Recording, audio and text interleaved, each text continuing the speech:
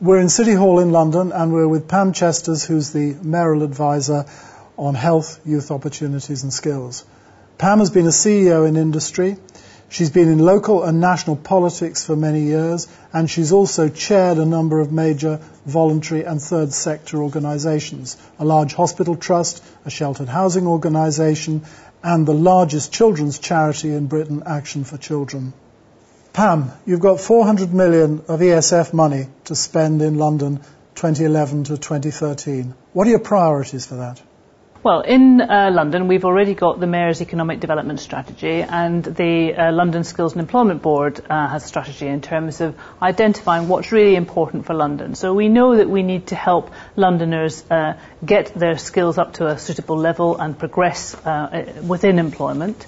We also know that there are particularly disadvantaged groups who find it harder to access the marketplace, so we need to look at what help they need to overcome those. And then finally, of course, we need to make sure that the needs of the employers are met, because obviously London thrives when the employment opportunities are booming and business is good. Which disadvantaged groups are you finding need the most help in London? Well, I think what we find in London is that a number of the people who are furthest away from the marketplace have a number of different disadvantages that they're overcoming. So I think it would be wrong to say it is simply single parents or people from the BME communities or people with disability. I think there's a range of issues, and young people too for that matter, who have often multiple barriers that they're seeking to overcome. So it's not going to be one single solution targeted to each group. It recognises that you need flexibility to meet the varying needs of those groups. You've talked quite a lot about employers. Are you building special relationships with employers, with the private sector? Well, yes, there are a number of surveys that are done within London to get the employer's point of view. And, of course, the great strength of the London Skills and Employment Board, which the Mayor chairs, is it is actually an employer-led board. So we have representatives from across different sectors there who help ensure that we have a view that represents London in the whole. And do you find, are you beginning to find that small employers or larger employers are your most significant and important targets here? I think it probably depends on which sectors you're looking at. So if you're looking at finance, for instance, then clearly in a city like London there are a number of very major multinational employers that we need to be mindful of their needs. But equally, if you look at, say, the culture sector, that's much more SME territory, in fact, but it's an important sector for London. And so we have to think in terms of what are the specific needs by sector that we're hoping to help to enable London to thrive. How do you feel it's going to be most important to deploy the money? On very basic skills, on reskilling and upskilling people who have already got skills, or on work counselling? Yeah, where do you think it's going to go? I think our view is that you can't, in a city as complex and as large as London, you can't simply say we're only going to pick off this group. You have to have a range of solutions that you're offering both individuals and employers. London's an extremely large and complex place, and I know you've got 5 co-funding organisations, for instance. How in these circumstances are you actually ensuring, first of all, that things get done, and secondly, that the things that people do are actually of the high quality and of the innovative standard that I know you'd want? Well, I think actually that's one of the successes that the London Skills and Employment Board has had, because they were very clear to the different delivery agencies who attend those meetings and to all the 5 that they expected them to do the best possible job they could do to act in the best interest of Londoners. So we've had some very interesting and you can imagine quite challenging conversations at times about how we can, the 5 can come together to streamline and simplify and reduce the level of bureaucracy so that our offer is as clear as it can while retaining the flexibility that we need, and therefore we will get better bang for a very constrained public purse, but also just make it easier for people to access the opportunities. And it is not straightforward, and different government departments have a somewhat different criteria that they use and all the rest of it. So, sustained employment, is that 6 months, is that 12 months? Those are really live conversations that we've had a healthy debate about. Well, what would be the evidence? What would direct us one way versus the other? We haven't solved all of them, but I think the LSEB has been very important about saying you really need to be clear that you're doing as much as you can, and if there's issues that are identified that need further work, you need to be clear what they are so that we, the LSEB, can decide how we want to take those issues up to government. That's a very interesting issue, that sustainable employment one. What measure are you taking? Do you consider sustainable employment 6 months or a year? I think it's still work in progress, it's fair to say. The LDA has been much more focused on the very hardest to reach. So they've kind of taken the 12-month view, whereas other parts within the team have had more of a 6-month or shorter time frame.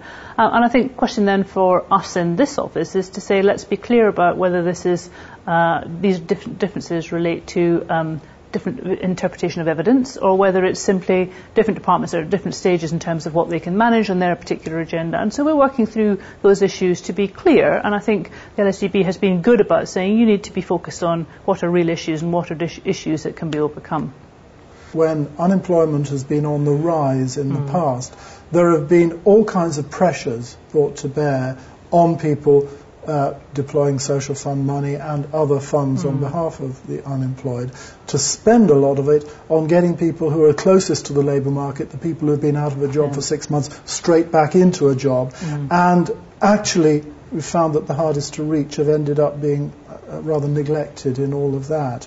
Those are very real pressures, aren't they, to do that? How are you finding yourself being confronted by those, and what are you doing about them? I think they are very real pressures. And it's important that you incentivise people to actually recognise that those who are furthest away from the market, the workplace, will need more support, and therefore it will be a more expensive process. And you have to recognise that in terms of how you set up the opportunities. I think what we're seeing, though, is the change following the election in the approach from national government. So we obviously want to be in a position to respond to how that plays out. And at the moment, there's still a degree of uncertainty about quite how that will look, but clearly there will be massive changes through DWP, and we would want to be supportive of movements which encourage those who have been out of work for a very long time move into work, but recognise it will take time, because if we don't address that problem, then the intergenerational consequences of that are not good for them as individuals, and they're not good for London.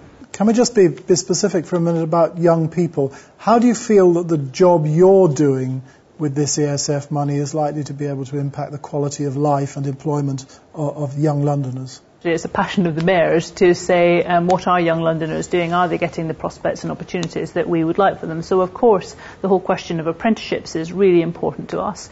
Helping people in often the pre-work that they need before they're in a position to take up apprenticeships, and whether that's in terms of basic skills or whether that's in what you might call more social skills, readiness for work. They're both important, and the sad fact of the matter is that there are many young people who've not had the opportunity to acquire those skills, and we want them so to do. But then equally there are other groups where we know that there are particular problems. For instance, young offenders. It's absolutely the case that the stats show that if you get young offenders out of prison and into work, not only is that better for them, but it reduces the rates of reoffending, which we would all want to see. So we have a targeted programme through Time for Action, which is one of the Mayor's key initiatives of addressing young people, to help us do that. And so projects like that, I think, are important alongside the more generic offer to young people. The link which London is making between health and employability. Nobody else is doing that. Nobody else is using that cross-cutting theme in the way that you are. Can you tell me a bit about that? What's that all about? Well, we think that's a really exciting opportunity, and it's great. It's all very well to have big contracts, but you need also to have the capacity to innovate so that you don't lose that cutting edge. The Mayor has a statutory responsibility for a health inequality strategy, so it's something that's of great concern in this building. And it's also true to say that the London Health Commission, which he has sponsored and set up actually by his predecessor, has taken a real interest in good jobs, in good work, and all the issues around that, which often employers don't quite perceive in the way that we would from a health point of view. So looking at how health and the importance of health and how that impacts on the quality of income people get, keeping them in the workplace, issues around mental health and all of those other things have been a theme of good work that we've seen here in this building, and we want to see how we can apply that within this framework as a pilot to see what we learn from it and see whether therefore it has a rolling out effect. Are you deploying it particularly with regard to what we call the needs, not in employment, education, employment and training, those people who are outside the system? And actually, I think health and well-being in the workplace and the role of good jobs and flexibility within that applies throughout. So I wouldn't want to see it restricted simply to the younger population. Among those priorities that you've got, are you noticing any particular emphasis that needs to be placed, for instance, on women over men or men over women? Any particular problems that relate to BME groups, to people with disabilities, for instance? I think in London we have some unique challenges. Clearly there are a lot of young people coming out of college who are struggling to get work or leaving school, not clear what their pathways are. But equally there are other groups, the BMA community, as you've rightly identified, people with disability. And sometimes in London what we find is that there are people who've got multiple problems that they're having to overcome to get into the workplace. And London is a very unique place. It has actually less part-time work, which is disadvantages often people wanting to with young families.